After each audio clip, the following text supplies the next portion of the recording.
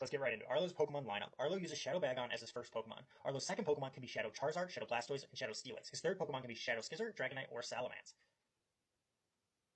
Pretty diverse group. Alright, countering Arlo's Shadow Pokemon, Bagon. Arlo's Shadow Bagon is weak to Dragon-type opponents.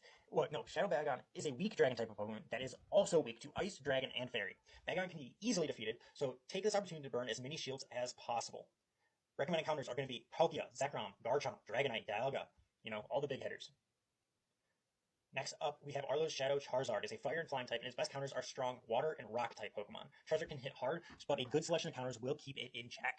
Recommended counters: Kyogre, Swampert, Omastar, Tyranitar. Honestly, Tyranitar with Smackdown Stone Edge will eat Charizard alive. Like, just boom, boom, boom, boom, boom. Back in an hour? No problem, man. I'll see you. We'll probably be playing games by then, so I'd love to see you stop by and hang out. Thank you so much for being here. While you can, thank you so much for the follows, the likes, the comments.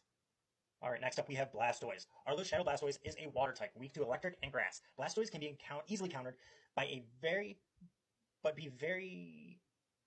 this is not correct English.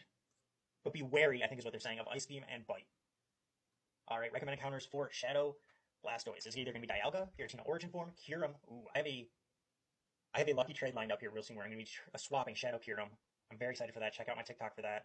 Alright, we have Sceptile and Tangrowth as viable counters as well. Honestly, I'm probably either going to be using Kyurem or Dialga here.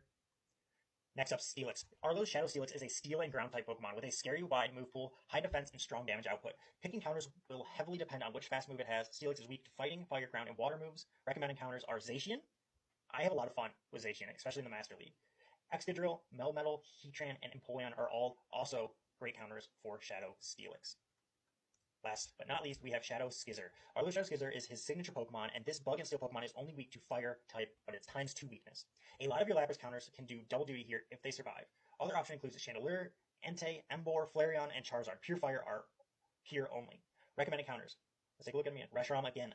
Darmanitan, Standard. Moltres, Blaziken, Heatran. I actually have a Hundo Moltres and a Hundo Reshiram. Both have been best buddied, so I'm probably going to be swapping out the two of those and just seeing which one I like the most in that spot. But what do you guys think? Oh, wow. They actually have one more here. Dragonite. Arlo Shadow Dragonite is a tough opponent, but Fairy and Ice-type moves to the rescue for most movesets. In case of Steel Wing, switch to Dialga, Magnezone, Zekrom, and Palkia. Steel Wing on Shadow Dragonite is probably devastating.